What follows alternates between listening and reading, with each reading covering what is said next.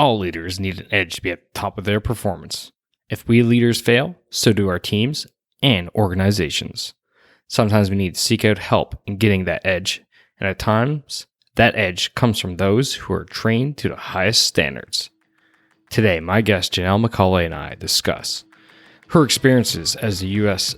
Air Force officer, leadership lessons from being a USAF squadron commander, where the warrior's edge comes from, what it is, and how you as a leader can benefit from it.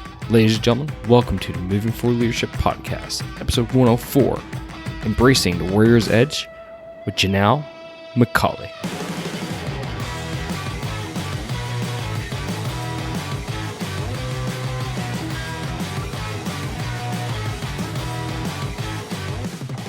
Welcome one, welcome all to the Moving Forward Leadership Podcast. It's your Chief Leadership Officer, Scott McCarthy, and welcome to the Leadership Podcast revolving around the three domains of leadership, and that is helping you as a leader, helping you lead your teams better, or helping you lead your organization better. And today we are focusing on you, the leader, and helping you be a better leader yourself. That's it. We're all about leadership here, folks. All leaders, no bosses. That's the mantra of Moving Forward Leadership. So again, thanks for tuning in. Today I got an awesome guest. Oh, she's awesome. You guys are going to love this show with Jannell. She's a former USAF pilot. She commanded a squadron. She has a TED Talk. She basically broke the mold in military leadership in identifying and bringing in mindfulness, which, as you'll hear in our conversation, isn't something you get in the military that often. So now she's taken this to the world with her program, The Warrior's Edge. So that's why I brought her on. But before I hit play on this interview, which you are going to absolutely love, just wanted to ask you one thing, and that is hit pause. When I say go, hit pause on this show. And what I want you to do is share this episode with that special female in your life. And maybe you're a man, and that could be your wife, or you know what, maybe it's a close friend. But someone who can relate to strong military background, character, mindfulness, and someone breaking the mold. So think of someone right now who fits that, who you think would be interested in this episode with those things in mind. And when I say go, hit pause and share this episode with them and say, hey, listen along because I think you're going to like this. Ready? Go. All right. Awesome. Thanks for sharing. I think your person is going to love it. All right, ladies and gentlemen, that's it for me. I'm going to let you enjoy this conversation because Lord knows I did. So sit back, relax, and enjoy my conversation with Jannell MacAulay.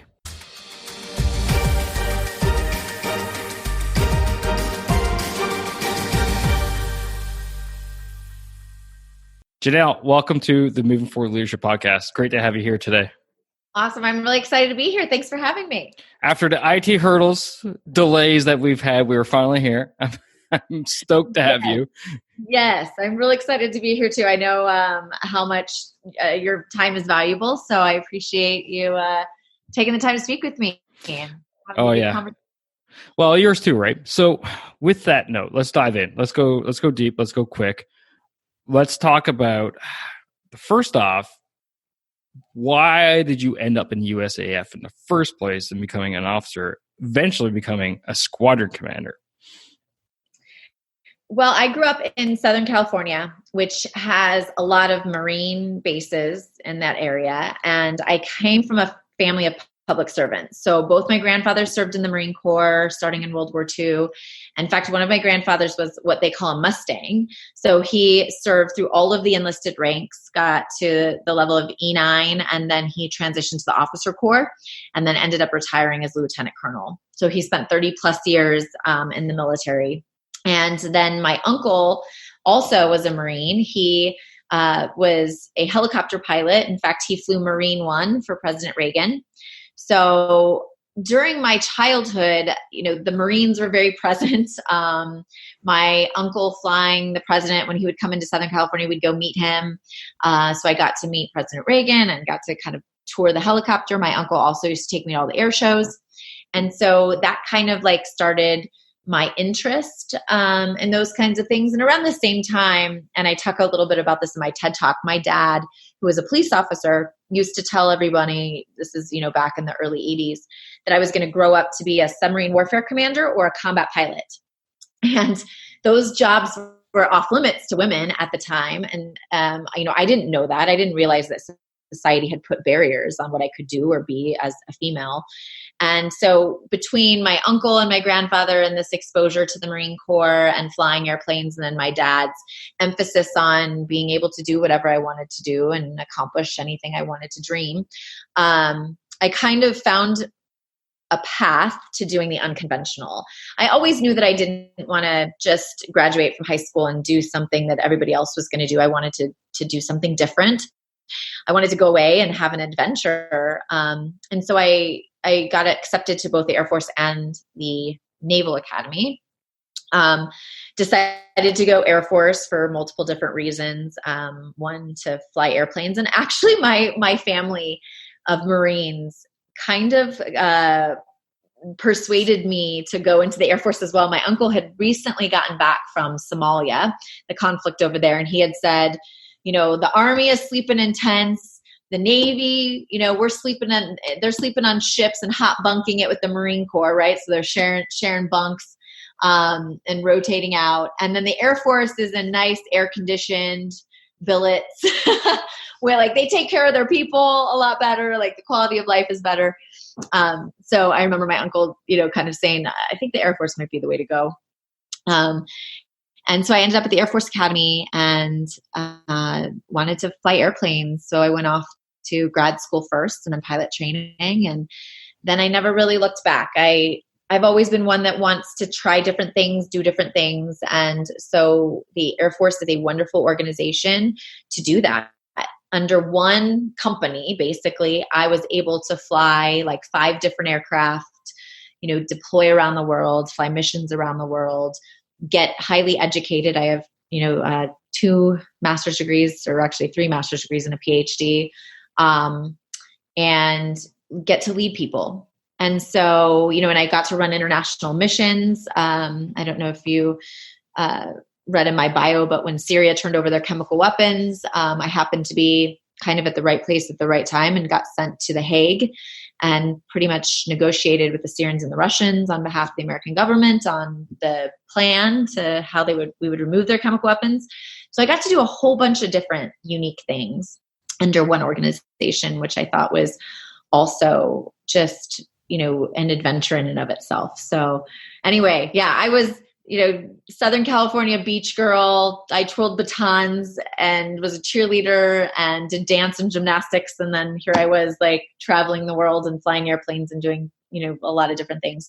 So I think it's a great demonstration that, if you put your mind to anything and you put the work in and you have some talent and resourcing behind it, each of us is capable of really accomplishing whatever it is we want in this life. That's awesome. We actually have a couple parallels, right? I don't know if you recall or caught on that I'm actually still serving Canadian Army. So I pretty much joined the same type of reasons. Well, similar reasons, not the same. I didn't have family in the military, but I just said, you know what? I want to do something different. I want to go somewhere different. So I applied to the Royal Military College, like your guys' various colleges, and I got in, and I went to the one college where everybody was exactly the same. But that's not here nor there. But still, similar experiences all over the planet, doing all kinds of great things, helping train another nation's army in Afghanistan in 2009 to 2010, working with American forces side by side across the globe, doing evac operations, planning evac operations, all kinds of great things. But this is a leadership podcast. We're going to stick to that theme, or we're going to end up in a military-specific podcast. But there's something that we both share in common, and that is both the burden and the honor of commanding troops or air personnel in your case, right? So my last hard job was I was a Army squadron commander, so or a company commander in other terms of 200 members. You also have been a squadron commander, a unit commander, which is the next level up. So what are some of the key leadership lessons that you brought that you take from that? and that you can pass on to the audience? I think there are two aspects of leadership that are extremely critical. The first is authenticity, and the second is innovation. And they kind of go hand in hand in my eyes, right? If you're being authentic, you'll find a pathway to innovation. And leadership really is about pushing the envelope on, the norm, because we don't grow, we don't change, we don't evolve, both as human beings or as organizations, unless we stress ourselves a little bit and we push against, the boundaries of our potential. And, learning how to do that as an individual is exceedingly difficult. And then translating that into leadership and getting your organization to do it is also a challenge. But I think that the leaders who have been the most effective, the leaders who make the biggest impact, both on the people and on the mission, are the ones that find, that unique pathway. But it has to start with that authenticity. And I think a lot of people fear, who they really are. And, it's much easier for a lot of leaders to just do things like their predecessor did, or do things like the leaders they've had in the past. And I think that's one thing that I've been, good at throughout my career. And then what I also help and consult and help other people do nowadays with my current work is, how do they find that authenticity for themselves, and how do they use that as a valuable resource in their leadership to affect change, build strength and growth, and then also get the mission done. No, those are definitely great lessons for sure. And ultimately getting the mission done, but and keeping in mind your people and strength and growth and all those things are hugely, hugely important for sure. Everyday life, and it doesn't matter what type of job you are in. Now, during your time, you've come up with this concept, the Warrior's Edge. Where did this come from? Obviously, this has been inspired with your experiences and your career, but what's the backstory behind it?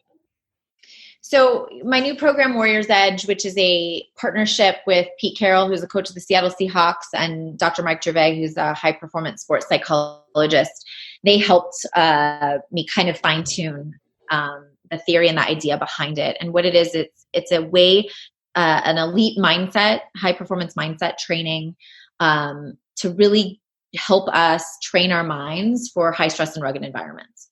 And also along the journey of exposure and experience in high stress and rugged environments, how to find joy and contentment in our life, right? And that came out of really self-necessity. That's really where it was born from.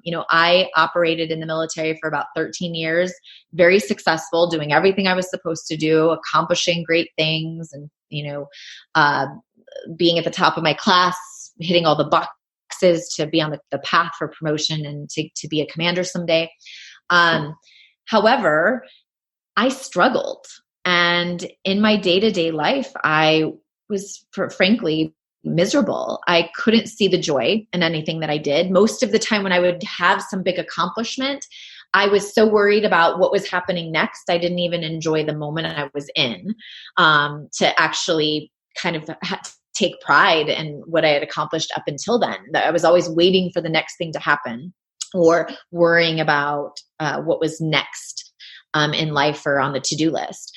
And I realized shortly that is no way to live. And I wasn't being an effective leader that way, nor was I even at the time. I had a small child. My daughter was 2-3 years old at the time. And I realized I'm not even being a really good mother or wife. And so out of self-necessity, right around that same time, the Air Force sent me back to school. And so I started kind of studying the concept of like self-care and how that fit into servant leadership, and how when I actually took care of myself, and I use the analogy of an oxygen mask, right? Like flying in airplanes up to that point for, 15, 16 years, I'd never translated that analogy of like, hey, secure your oxygen mask before you take care of others, into, my everyday life, and how I cared for my own well-being and my mindset so that I could be the best leader, both at home and at work. And so really that's what I studied, that concept. And along the way, really what I focused on was, how do you build and create for yourself, right, this badass human weapon system so that I can be amazing when I'm out there in combat, but I can also be pretty darn amazing when I'm in the carpool lane and the stress is pretty intense in that environment. And I realized the skill sets really are the same, and it really starts with how we train our minds. And so when I took command of my unit, I had just finished my PhD. And as you can imagine, I wanted to go in there authentic, teaching others what I had learned. But in the military environment, it's a little scary, right? Like, it's scary to kind of like buck the norm and to do something, especially what I was going to do, right? Teach people how to meditate, use the word love, connect with the people that I led on a different level, or a level that was not the norm for a military environment. And so I started just by being authentic and doing me, being the leader that I knew I needed to be. And that was true to myself and my guiding principles. And I tried not to push too much onto the organization, right? Lead myself first. But what I found is that when you are doing things differently and it's working, people respond to it. And so a lot of the folks that worked for me wanted to learn more about how I was not losing my, what on a daily basis when the stress was high, how I could stay fairly calm, how I was a single parent with 2 small children leading, commanding a unit of 400 people and running 2 airfields, like how I was keeping it all together. And so they started asking me, and I started just teaching them like little things.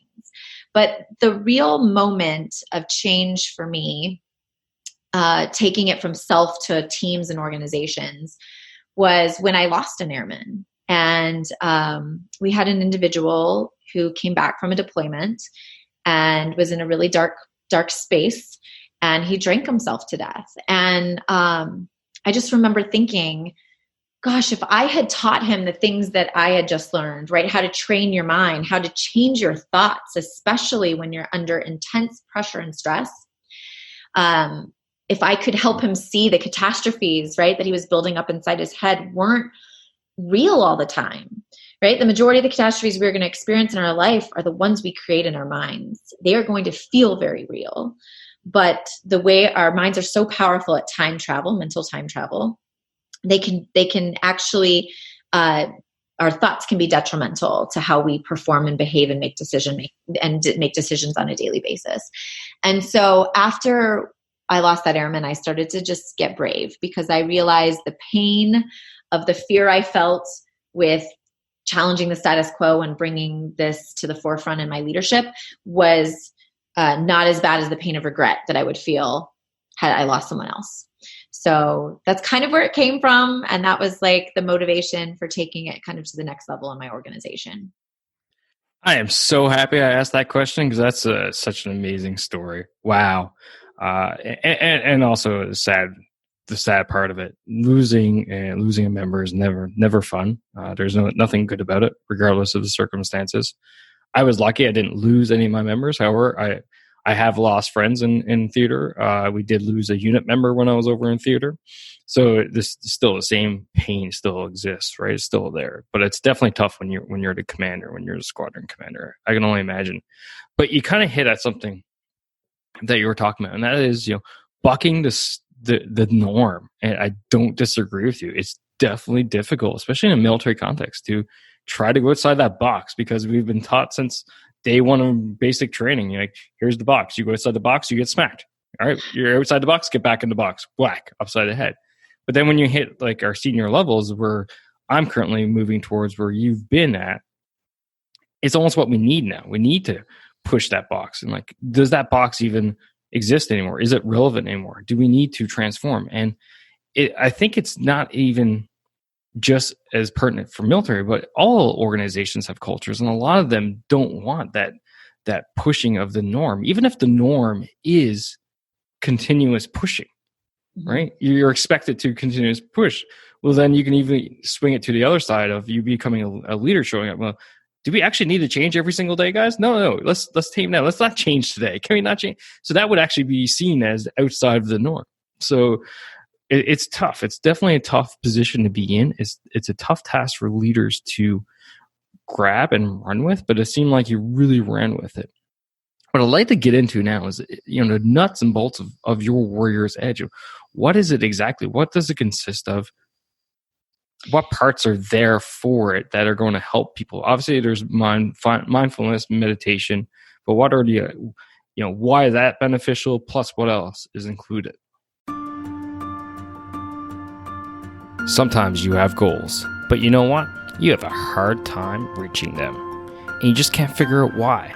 Why is it that you can't achieve those things that you want to achieve? Maybe it's dedication. Maybe it's motivation. Maybe you haven't picked the right goals. So this is where I was not too long ago. And then I realized something. I've been developing the Power Goals program my entire life. And here it is now for you, where you can learn how to pick the right goals, figure out how to achieve those goals, how to stay on track, but most importantly, how to get back on track when you get off. So are you ready? Are ready to up your game and achieve those things that you've been meaning to achieve for so long now? Simply go to movingforwardleadership.com/power and learn more about the Power Goals program and achieve everything that you've been wanting to achieve. And now, back to the show. What parts are there for it that are going to help people? Obviously, there's mindfulness, meditation, but what are why is that beneficial? Plus, what else is included? Yeah, the Warrior's Edge course really is rooted in scientific research and evidence-based practices of high performers, people who have tested these types of concepts in alpha competitive environments, whether that's the world of sport or the world of, a combat and elite military operations. And so we basically took our combined experience plus our research background, both Mike, Pete, and I, and created Warrior's Edge really to help individuals who struggle with operating in those stressful and rugged environments and coming back, right, to just the mundane and everyday, because that's a unique profession, right? People who operate under extreme stress, where lives are on the line or resources are on the line. It puts a lot of pressure on us. And what we're finding, in today's world, we have such high rates of post-traumatic stress, as well as, suicide and depression and different things for people who have worked and operated in those environments and then, either separate, retire, get out, and life comes to almost like a standstill. And so I really struggled myself, but also I saw a lot of other people struggle to kind of balance, right? Or harmonize is kind of the word I like to use instead of balance, because balance just comes like, it gives this connotation that things need to be equal parts, and it's really not about equal parts. It's more about like, how do you harmonize like the high stress environment with the low stress? How do you harmonize, high performance with recovery? And so that's something that we just never learn in the military, right? And we start basic training with this like go, go, go, high stress. We're going to like rob you of sleep. We're going to like bang on your door. We're going to yell at you. We're going to indoctrinate you into this culture of operating under pressure, which is great, right? That's a sympathetic nervous system training. We train our sympathetic nervous system to get comfortable in that environment. But what happens is many times we don't know how to come down from it. We don't know how to normalize from it. We don't understand what's happening physiologically when we come home from a combat zone or we come back from a mission. And now all of a sudden we feel that same level of stress when we're just engaging with our family members. And it tends to send people toward high-risk behaviors, towards alcohol, substance abuse. So that's just kind of like identifying, I think, the problem that exists. We don't have what I think is a systemic solution for providing resourcing to individuals who operate in those environments. And so that's really what Warrior's Edge was built for, is to kind of fill that gap in a lot of these high stress occupations. So with the military, we like to, as much as we train in that sympathetic nervous system, that heightened sense of alert, we also, with Warrior's Edge, are training you how to be comfortable and normalized in your parasympathetic system, your rest, restore, recover. because it's vitally important. If you look at some of the greatest athletes in the world, the people that have been able to have longevity in their athleticism, Serena Williams is a great example, Tom Brady, people who have pushed the envelope, they spend as much time recovering, right, and focusing on their mental space and recovering their body and their physiology as they do when they're operating in peak performance. Vitally important, but it's just not something we have put emphasis on in some of these high stress professions. So that's what Warriors Edge is built for. We have 18 different principles that we teach. So that we basically have decided or determined from our research that we can actually mentally train 18 different principles of how our mind works. And so our course will take you through that. We have both live training, an 8-hour workshop that we will come to you, to your organization, and teach. And it's taught in teams of 2, an elite military operator and an Olympic athlete. And so we give kind of our experience of being on the world stage or in high stress combat environments, and then how that can relate to their ability to perform at their jobs. And ultimately the end result of Warriors Edge, right? We have 8-hour workshop, and then we have an 8-week digital course as well to scale it for large organizations. And at the end of the course, the idea is that you have built skill sets to enhance your performance in high stress and high pressure situations. But we also like to think that we're building these mental prehab skills, right? The things that we know you're going to need to be more mentally strong in experiencing and being exposed to combat environments and high stress, and then being okay when you come back. That's a lot of interesting stuff in there. And I really like the part about the rest, right? The people who are peak performers, those who operate in high stress situations, EMS, fire, police, military. You can even argue like stock workers. Heck, there's ATCs, dentists, doctors, etc. It's all high stress. Entrepreneurs, right? High stress. And the world that we're into today is all about hustle, grind, busy, got to be busy. But what you're saying to me is, no, actually to be the best, you need to inverse that. You need to, as you said, not balance it, but harmonize it so that you actually can keep at your peak for longer, which I think is the biggest takeaway here, right? Through your principles, through your 18 principles, through your program, is that you need to harmonize it so that you hit that longevity, so that you can keep going for longer and continue to be at your peak, and not crash and burn. Exactly. I think many people realize that hard work is part of the equation. They also realize that you have to have some talent and resourcing. And those 2 things alone you'll achieve a level of high performance, no doubt. But you'll most likely hit a brick wall. It'll happen at different points for different people. They have different abilities to sustain that hustle for a long time. But really, what I like to call the middle piece that we're missing is, do you have command of your mindset along the journey? Because that's where the sustainability comes in. So here at the podcast, I talk about leading yourself, leading your team, and leading your organization. I feel like you've hit across a little bit of all 3 there. So for the leader that's listening right now and says, you know what, maybe this could be beneficial to me. Maybe this could be beneficial to my individual team. Maybe this could be individual to my whole organization. What kind of benefits that person would or should foresee getting out of this program for themselves, their team, and their organization? So the order I would put things in is, you have to know yourself to lead yourself, and then to lead others. And when you're leading others, that's whether it's your team, your organization, or even your family, right? Because we're leaders in our communities and our families. So it all starts with that know yourself piece, because if you're not secure in who you are, what guides you, what makes you you, how can you show up and be your best every day? Because I will tell you, when the pressure is on you, and that pressure comes from a lot of different places for a lot of different people. It doesn't necessarily even have to be a combat zone. It could just be the pressure of your office work and your deadlines and your taskers and your to-do list, right? That can put a lot of pressure on us. When that pressure comes, if you are even questioning who you are, like how you're supposed to be on a day-to-day basis, you will be lost and you will definitely degrade your performance. And so that's why I start with this know yourself piece, because I think it's foundational to all the other aspects of leadership, right? You can go to a class on trust in leadership. You can go to a class on, how to lead in certain situations or just general leadership.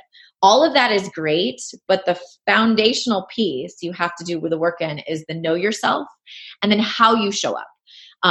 Are you present in your leadership? Because you can't be a good leader if you don't know how to pay attention to what's going on right in front of you. I think a great example I use is that, we've all experienced a leader where you have something very personal you want to share with them, something going on in your life. You walk into their office and maybe they're still typing on their computer as you're telling them what's going on in your life. Or maybe they even turn away from their computer and they're looking at you, but you can tell they're looking through you, right? Because their mind is going in another direction and they're thinking about something else. The problem today is that is not what any leader intends to do, right? Like I don't say, hey, I want someone to come in my office and I'm not going to pay attention to them. I want to pay attention to them. The problem is that the way our minds work, and research backs this up, is that we mind wander half of our waking moments. So 50% of our day, we are not paying attention to what's going on right in front of us. We are thinking, we're in mental time travel and thinking about other things. And so one key aspect of leadership is knowing when that's happening to you, right? Having an awareness about it, understanding and catching yourself before you start mind wandering and lose potential connection or trust being built between you and someone else, someone on your team. And so that's why we have to do that work ourselves, right? We have to figure out who we are. We have to figure out how we can be more present, how we can show up, pay attention, and focus more before we can actually start leading others, leading teams. In my opinion, I think that has to be the foundational piece. I love that whole know yourself bit first. And I preach that all the time here at Moving Forward Leadership. You got to know who you are, what type of leader you are, what your strengths are, what your weaknesses are, so that you can, offset your weaknesses, double down on your strengths, find team members to offset your weaknesses, and go like that, go with that. So I think that is absolutely foundational, much like you. We're on the same wavelength here. So I like what you're putting down is basically what I'm saying. And I'm sure the audience definitely does too, right? So we talked about all kinds of benefits for a member, their team. I can see this coming out of teams. I can see how this would still benefit even organizations, because operating at your peak in today's world is crucial, because the world changes so fast, right? Mm-hmm. And be able to be at your peak and not get flustered, because one of the things you talked about earlier was how you were able to keep your cool during those stressful times. And as a leader, I always told my guys, I'm like, no, you need to stay calm. You need to be that calming force within an organization, within your organization, when the proverbial fecal matter hits the rotating object. Right. Yeah, exactly. Exactly. I always ask the question to a lot of the audiences I speak to, how often is your boss the storm instead of the calm in the storm? How many times are they the ones creating the storm? And almost everybody puts their hand and nods their head, because they can all relate to how something comes in, whether it's like a late tasker or a phone call you get, like, we need this right now. And then instead of the boss being the calming force to say, hey, we got this, here's what we're going to focus on, this is what our priorities, the boss is the one that's running and creating extra stress. I think we do a lot of that in the military today. We create our own churn that then, turns into these huge balls of stress that we do to ourselves. When at the top, right, at the leadership point, we could change that direction very easily just by taking a couple deep breaths. The way our mind works under stress many times is that, when we get a stimulus, right, something that wants to get a reaction out of us, we immediately emotionally overreact. Right. Like that is the human condition, right? When we're in those situations, we get stimulated and then we want to have that emotional overreaction most of the time. So the actual antithesis to that is being able to slow down, get a rational response to whatever the stimulus is. But that's not what the human body wants to do, right? Like it's easier for us to just fly off the handle and have that reaction. We actually have to train ourselves to have that more calm, rational response. And a lot of people don't realize that. They don't realize A, that it can be trained, and B, that they have control over it. And so that's a big bulk of my work, is to help people understand that while on the surface it seems like you're slowing down, you're, not in this like go, busy, like, high demanding type environment, that slowing down piece actually speeds up your ultimate performance. I would, how can I phrase this? You've just immortalized the model of moving forward leadership, and that is lead, don't boss. I love When it. you said boss and you described the storm showing up, that's exactly how my vision of moving forward leadership is, to take bosses and turn them into leaders. And that is exactly what, one of those scenarios, one of the key core scenarios is that boss showing up and losing their mind and yelling and screaming. It's like, no, that's not how you operate. That's not how you act as a leader. You need to inspire. You need to motivate. You need to trust your people, empower them to get the job done. And I think that's a great segue to begin to wind us down, because believe it or not, we're actually already hitting up on time here, which is a good sign, because it went fast. It means it's a great show, right? It did. Real quick, I'm gonna. You talked about empowerment. Here's a quick tip for some of your listeners too, as a leader.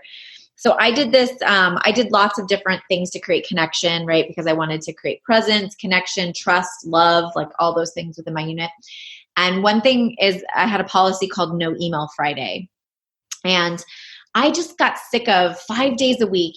Everybody's constantly on their Blackberries answering emails. We're at our desk chained, doing leadership by email and by meeting. And so Fridays were like no email, no meetings.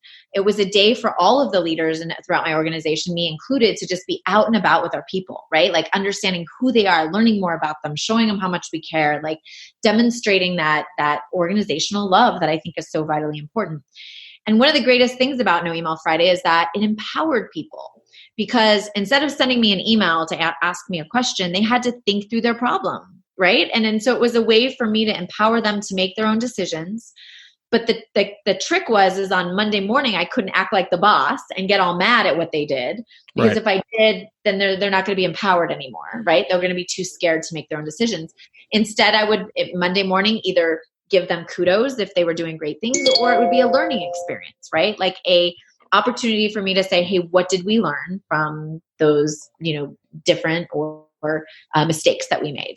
And then you just keep building on that, right? Because we talked about, you need that to grow as a team and as individuals. So anyway, if anyone wants to steal the idea of no email, and no meeting Friday, like it was a great leadership tool for empowerment and connection. I am putting that in my bank for when I become a unit commander, of the things that I will likely, in my own way, put in place. I actually have my own mentality around no email. Not no email Friday, but if I need to talk to somebody and they're in the same building as me, I do not send an email. I walk to their office. Yeah. Right? Walk to their office. And that whole empowerment, getting your people out, and I've talked about this numerous times on the podcast, is a leadership force multiplier, getting out and walking about. In the Canadian Army, we call it walking the lines. And I'm sure it's in your military culture as much as mine, is that leaders from time to time get out of your desk and go walk your lines, i.e. whatever buildings you have, whatever area of responsibility you have, see your people, see what they're doing, experience what they're doing. I remember as a young platoon commander, I was underneath a 16-ton heavy truck, changing oil with the troops, going out on tank hauls with a tank on the back of a tractor trailer, moving snow with heavy equipment and all this stuff. Doing whatever my troops did, I was doing it too. And that's the type of actions you need to do as a leader, so that you can have an understanding, you can build that trust. You, as you said, love your organization. So no, that's a great way to wind this show down for sure. And yes, it is in my bank of No Email Friday. That's super neat. Before we do shut it down, I got a last couple questions for you. And this question I ask all my guests here at Moving Forward Leadership, and that is to you, Jannell MacAulay, what makes a great leader? Presence for me. You can be the greatest leader in the world, but if you don't understand how to pay attention, how to actually listen, and be present with the people that you're leading and with your own performance on a day-to-day basis, I think you're missing out on an opportunity of reaching your true potential. Because I think it's really found like the pathway to that full potential, that sustainable high performance is presence. It's getting outside of your head. We spend so much time, trying to master this external environment around us. Like that's what most of us do a lot of times as leaders. But if we can learn to master the internal environment so that we can actually live present and be focused, calm, right? And pay attention to what's going on right in front of us, whether that's with our families or with our teams, it can amplify your ability to create an effective organization. That was such a great talk. Like tucked right in there, just as what we just finished discussing. Boom, right in there. Awesome, Jannell. This has been a fantastic conversation. I'm sure the audience wants to learn more. If they want to learn more, they want to follow you, they want to know about your story, where can they find you? Where can they find more about the program? Feel free to give yourself a shameless plug. Have at it. This is about you right now. Thank you. I'm on all the social media platforms. I talk a lot about harmony and our relationship with technology. So I have very healthy boundaries in a relationship with my social media, but I am on there. You can find me on Instagram at Macaulay JC. I'm at Jannell MacAulay on Twitter. I'm on LinkedIn. You can search me up on that platform as well as on Facebook. I have a Facebook page. I tend to post some of the latest and updated research in the human performance space, mindset, mindfulness in particular. So you'll see a lot of that and hopefully inspire folks to kind of change just little things about their life to make their life and their leadership better. Warrior's Edge, you can Google the Warrior's Edge program. I also have a website, JannellMacAulay.com. You can find my TED Talk there, TEDx Talk, and more information on Warrior's Edge. If there are any folks that are either looking to amplify their mindset and their performance as an individual or through their organization, that the Warrior's Edge program is available. And I highly recommend it. But I love connecting with folks out there, answering questions, learning more about their journey as well. So I look forward to engaging with some of your listeners. Awesome. For the folks, as always, it's easy for you guys. Just go movingforleadership.com/104. And all the links are in the show notes. Jannell, again, thanks for coming out. It's been an honor. It's been a pleasure. From one serving to a former server, thank you. Thank you for your service. It's been an honor to serve with USAF, U.S. forces side by side in multiple countries. So it's awesome having a former service member on the show with me. Thank you so much. It was my pleasure to be with you today and learn more about, your service. And thank you for what you do each and every day. This is a great platform to spread a great message. Awesome. Take care. All right. You too.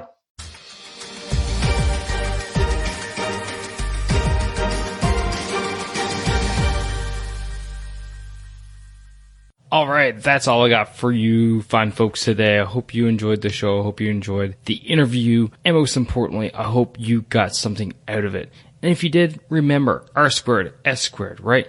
Rate and review the show so that it gets a little bit noticed, a bit more. But most importantly, I can help more people because that's what I'm here for. That's what my guests are here for, is to help more people become better leaders and not being bosses, right? So remember that. R², rate and review.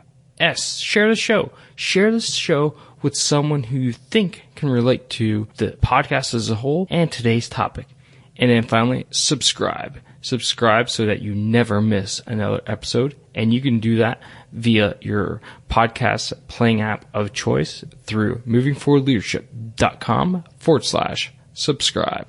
That's it for today, ladies and gentlemen. And as always, stop bossing and start leading. Take care now.